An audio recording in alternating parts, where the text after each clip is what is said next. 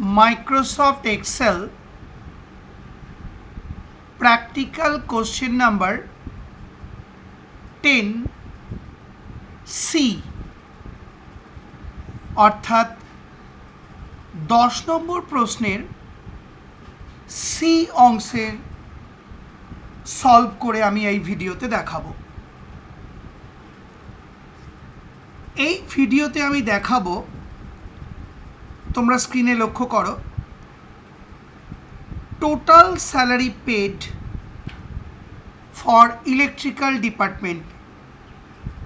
এই দেখো আমি লেবেলটা হাইলাইট করেছি, স্ক্রিনে তাকাও, লেবেলটা হাইলাইট করেছি। অর্থাৎ ইলেকট্রিক্যাল ডিপার্টমেন্টে মোট কত টাকার স্যালারি দেওয়া হয়েছে। এই যে আমি মাউস পয়েন্টার ঘোরাচ্ছি। এবার আমি এই লেবেলটার পাশের সেলে ক্লিক করলাম। এবার আমি একটা ফাংশন ব্যবহার করব, সামইফ। প্রথমে ইজ ইকুয়াল টু চিহ্ন টাইপ করলাম, তোমরা জানো কারণটা। ফাংশন বা ফর্মুলা লিখতে গেলে আগে ইজ ইকুয়াল টু চিহ্ন টাইপ করতে হয়। এবার আমি টাইপ করছি সামইফ, অর্থাৎ ফাংশনের নামটা টাইপ করলাম, ফার্স্ট ব্র্যাকেট স্টার্ট। এবার আমি লিখছি, দেখো, E7 কোলন E14, অর্থাৎ মাউস পয়েন্টার আমি ঘোরাচ্ছি, দেখো এই যে সেল রেঞ্জটা, তার মানে ডিপার্টমেন্টের ভ্যালুগুলো যে সেলে রয়েছে সেই সেল রেঞ্জটা আমি এখানে টাইপ করে দিলাম। E7 অর্থাৎ E7 কোলন অর্থাৎ থেকে E14 অর্থাৎ E14 পর্যন্ত। তার মানে E7 থেকে E14 পর্যন্ত যে সেল রেঞ্জটা রয়েছে সেটা আমি টাইপ করলাম। তার মানে ডিপার্টমেন্টের নামগুলো যে সেল রেঞ্জে রয়েছে সেইটা টাইপ করলাম। অনেকবার বলে দিলাম।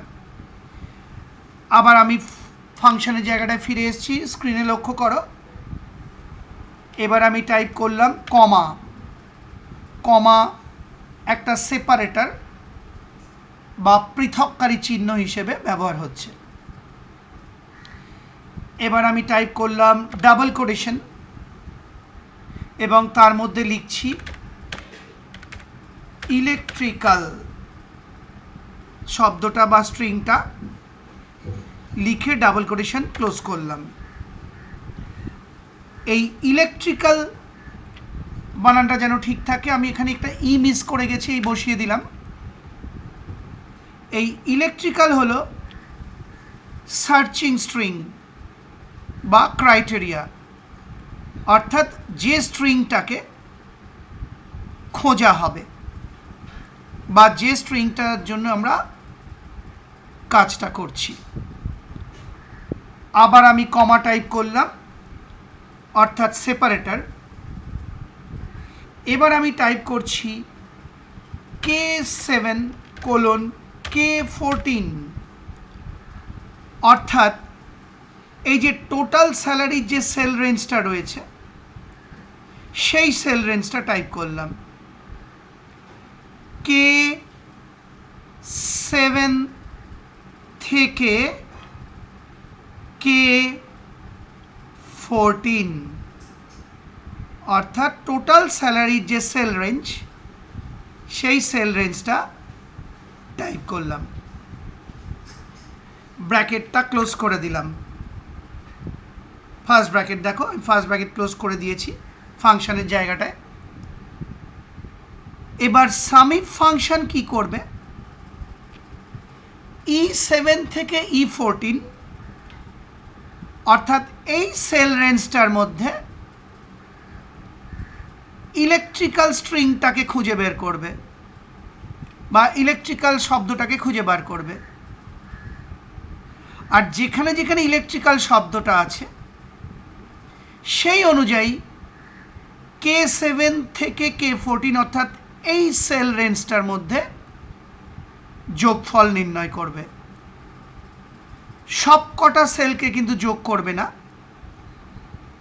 যেখানে যেখানে ইলেকট্রিক্যাল ডিপার্টমেন্ট আছে সেই সেল রেঞ্জ টুকুকেই শুধু যোগ করবে।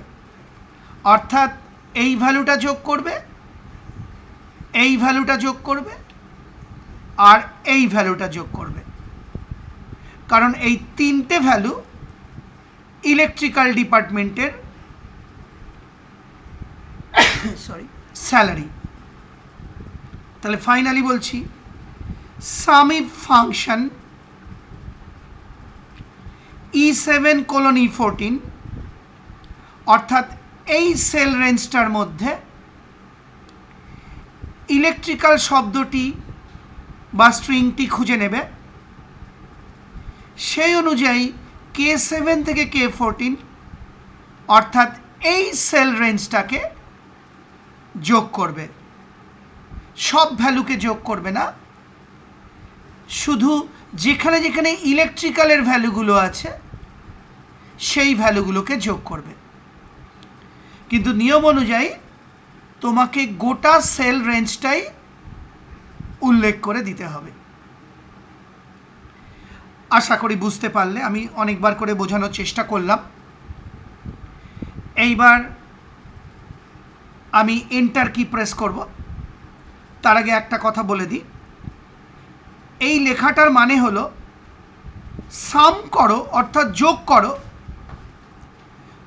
যেখানে যেখানে এই সেল রেঞ্জের ভ্যালুটা ইলেকট্রিক্যাল সেই অনুযায়ী এই সেল রেঞ্জটাকে যোগ করো।